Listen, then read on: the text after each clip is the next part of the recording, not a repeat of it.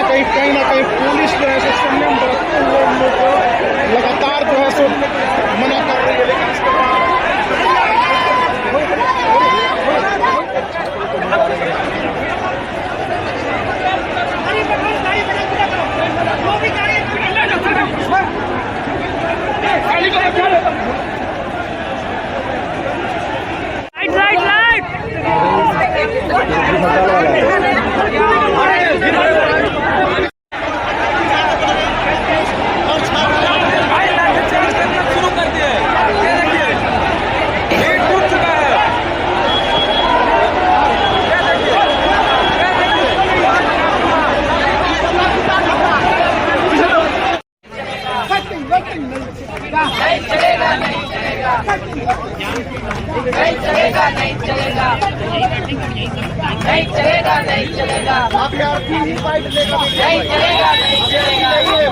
पटना की सड़कों पर कल हुए बवाल के बाद बीपीएससी अभ्यर्थियों का प्रदर्शन आज भी जारी है। ये तस्वीर आपको हम दिखा रहे हैं पटना के गर्दनी बाग की, जहां आप देख सकते हैं कि देर रात से सभी अभ्यर्थी जो है बैठे हुए हैं। लगातार आज 13वां दिन है और अभ्यर्थियों का जो जोश है वो कम होने का नाम नहीं ले रहा। लगातार अभ्यर्थी जो है वो धरना स्थल पर बैठे हुए हैं और री एग्जाम को लेकर जो है वो मांग कर रहे हैं। कई अभ्यर्थी ऐसे भी हैं जो सीधे पीएमसीएच से आए हैं। कल के हुए लाठीचार्ज और वाटर कैनन के प्रयोग में वो घायल हो गए थे, रात भर पीएमसीएच रहे और सुबह सुबह जो है वो धरना स्थल पर पहुंच गए। कई अभ्यर्थी कल रात को भी लाठीचार्ज के बाद धरना स्थल पर पहुंचे थे और रात भर यहां पर बैठे रहे और बस एक ही मांग कर रहे हैं कि हमारा री एग्जाम होना चाहिए। क्या कुछ कह रहे हैं अभ्यर्थी, आइए आपको सुनाते हैं।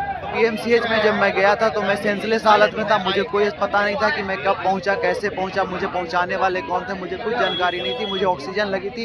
जब मैं होश में आया उसके बाद मुझे पता चला कि मैं पीएमसीएच में हूँ। तो थोड़ी सी जहाँ चोट लगी थी मुझे दर्द हो रहा था, पेन हो रहा था।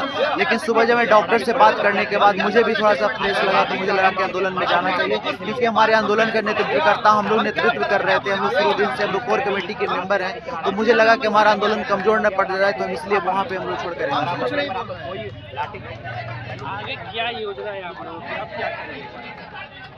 मुख्यमंत्री जी और जो सीओएम है, चीफ सेक्रेटरी हैं, वहाँ पर हमारी टीम गई है उनसे बात करने के लिए, पीके के मार्गदर्शन में गई है और पूरी उम्मीद है कि शाम तक इसमें सकारात्मक फैसला आ जाएगा।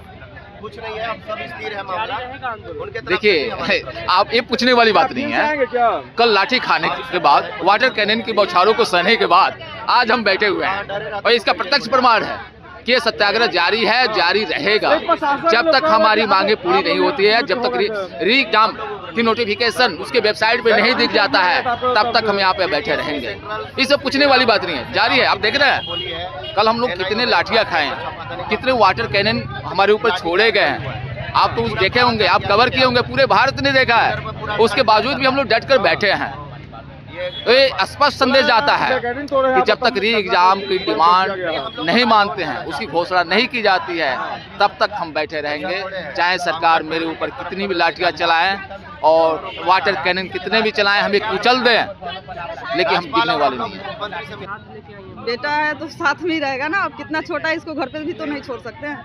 इतनी ठंड है, प्रदर्शन चल रहा है। कोई नहीं, हम इंस्पायर्ड किस चीज़ के हैं? BPSC UPSC. और ये बीपीएससी यूपीएससी इतना कष्ट काटना जानता है। 40 एग्जाम देने के बाद एक एग्जाम निकालता है, क्योंकि पेशेंस का सीमा लेवल ऊपर होता है। तो ये पेशेंस मत ही पूछे तो अच्छी बात है कि इसको छोड़ नहीं सकते। 2 घंटा एग्जाम में इसको छोड़ के गए हैं ना। इसका हाथ फ्रैक्चर हो चुका है दूसरे के सहारे। इसका हाथ फ्रैक्चर 2 घंटा सिर्फ छोड़े थे इसको एग्जाम में ऐसे कष्ट होने के बाद एग्जाम से निकले, अपने बच्चे का हाल पूछे तो पता चल रहा है कि बच्चे का हाथ ही फ्रैक्चर है और साइड में न्यूज़ देख रहे हैं कि एग्जाम में लीक हो रहा है पेपर। आप समझ रहे, सुसाइड करने पे उकसा तो आप रहे हैं।